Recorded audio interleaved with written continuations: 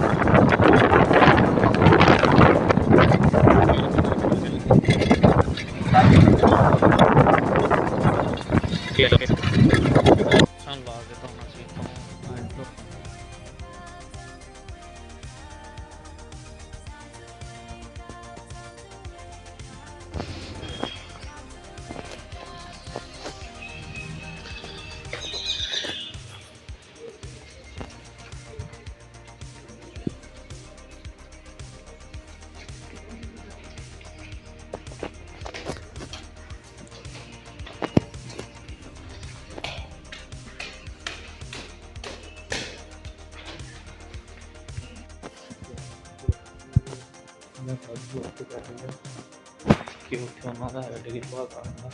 बाकी जाने का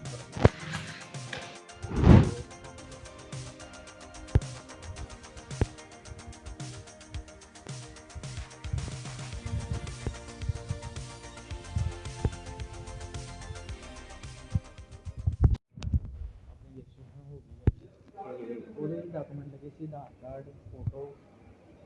ਐਸੀ ਸਰਟੀਫਿਕੇਟ ਵੀ ਲੱਗ ਸਕਦਾ ਤੁਹਾਡਾ ਜੇ ਤੁਸੀਂ ਐਸਸੀ ਹੋ ਤੇ ਹੁਣ ਆਪਾਂ 4 ਮਈ ਨੂੰ ਉੱਥੇ ਜਾਵਾਂਗੇ ਅੰਮ੍ਰਿਤਸਰ ਵੇਰਕਾ ਪਲਾਂਟ ਤੇ ਉੱਥੇ ਸਾਡੀ ਇੰਟਰਵਿਊ ਹੈ